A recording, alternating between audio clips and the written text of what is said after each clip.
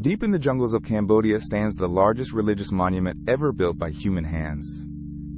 It is so vast that its outer wall stretches for miles, and its moat is wide enough to be mistaken for a lake. This is Angkor Wat, and it is only the crown jewel of something far greater, a lost megacity that once held nearly 1 million people, before the jungle swallowed it whole. At its peak, 700 years ago, this was very likely the largest city on the face of the earth. While London was a muddy town of 50,000 souls, the city of Angkor sprawled across an area the size of a modern metropolis, home to as many as 1 million people. This is the story of the Khmer Empire, its impossible stone temples, and how a city of 1 million vanished into the trees. Angkor Wat was built in the early 1100s by a Khmer king named Suryavarman II as a colossal temple to the Hindu god Vishnu. Its 5 great towers were designed to represent Mount Meru, the sacred mountain that Hindus believe sits at the center of the universe, home of the gods. The enormous moat surrounding it stands for the cosmic ocean at the edge of the world. To walk into Angkor Wat was to walk into a map of the entire universe. And it hides a strange secret. Unlike almost every other temple, Angkor Wat faces west, toward the setting sun and the land of the dead. Many believe it was built not only as a temple, but as a tomb for its god king. Because the Khmer kings were not merely rulers, they were worshipped as god kings, living bridges between heaven and earth, and their whole capital was raised to glorify them. Building it was a staggering feat. It took millions of blocks of sandstone, quarried from a mountain over 30 miles away. Each heavy block was floated down rivers and canals on rafts, then hauled into place and locked together with almost no mortar at all. The whole temple was finished in only a few decades, an achievement that would be difficult even with modern machines. Its walls are a gallery of breathtaking art. Over half a mile of carved stone panels tell the great myths of Hindu religion. The most famous shows the churning of the Sea of Milk, where dozens of gods and demons pull on a giant serpent in a cosmic tug-of-war to stir up the elixir of immortal life. And carved across the temple are more than 1,800 apsaras, celestial dancing women, each one with her own face, hairstyle, and jewels. Just to the north lay the walled royal city, Angkor Thom, and at its very center stood one of the strangest temples in the world. It is called the Bayon, and it is crowned with over 200 gigantic stone faces, each one smiling calmly down at you from every direction. Wherever you stand among its towers, a serene stone face is watching you, a haunting effect that has unsettled and amazed visitors for centuries. Those faces are thought to blend the calm features of the Buddha with the face of the king who built them, Jayavarman VII, so the God King could gaze out over his people forever, in every direction at once. But the true genius of Angkor was not its temples, it was its water. Cambodia swings between a drenching monsoon season and a bone-dry season. To survive and to grow, the Khmer became the greatest water engineers of their age.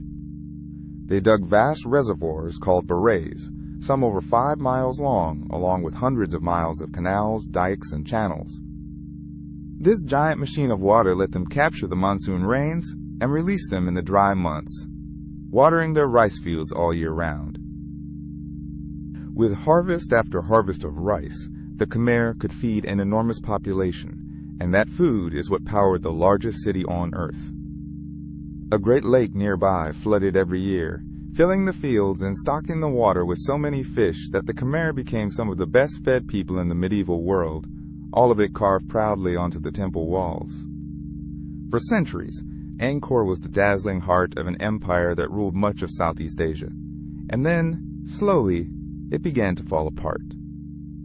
So what destroyed a city this powerful? The answer, it seems, was the very thing that made it great: water.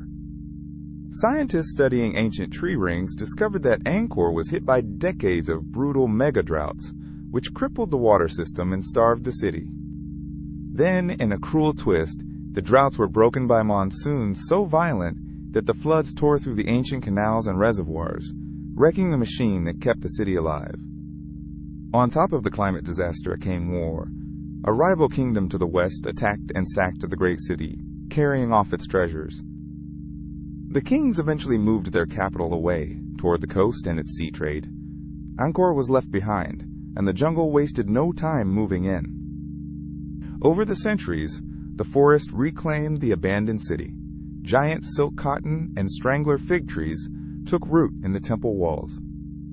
Their enormous roots poured over the stone like slow-moving rivers, prying the blocks apart and swallowing whole buildings, in a grip that both destroys the temples and holds them up. But here's the twist that Angkor shares with so many lost cities. It was never truly lost at all. Angkor Wat itself was never abandoned. It quietly became a Buddhist temple, and for hundreds of years, monks and pilgrims kept praying within its walls, right through the centuries the West believed it forgotten.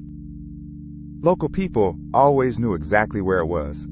What was lost was only the memory of the vast city that had once surrounded it. In the 1800s, a French explorer named Henri Mouhot visited and wrote about Angkor in such glowing, dramatic words that he set the imagination of the whole world on fire. He declared it grander than anything left to us by Greece or Rome, and Angkor became a global sensation. But the most astonishing discovery of all came just a few years ago, from the sky. Archaeologists flew planes over the jungle, firing millions of laser beams down through the trees to map the ground hidden beneath them. What the lasers revealed was staggering. Beneath the forest lay the ghosts of the entire city. Streets, neighborhoods, canals, and ponds spread across an area far larger than anyone had ever imagined. They even found whole other cities, hidden in the hills nearby, that no one had known existed at all. It confirmed that Angkor was not just a cluster of temples. It was one of the greatest sprawling cities the pre-modern world ever produced. Today, Angkor Wat is the pride of Cambodia, so beloved that it is the only building in the world to appear on a national flag. Millions of visitors now walk its causeways every year, standing in the shadow of a civilization that mastered water, carved the heavens into stone, and then slipped quietly into the jungle. Angkor is a reminder that even the mightiest city, home to 1 million people, can be undone by the climate and reclaimed by the forest in the blink of history's eye. That was our 5th lost city. Subscribe, and next time we cover the strangest fate of all, a magnificent city that did not just get lost, but sank completely beneath the waves of the sea. I will see you there.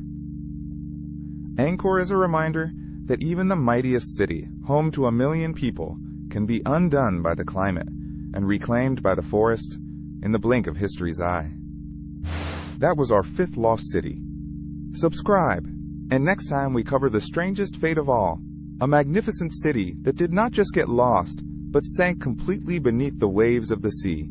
I will see you there.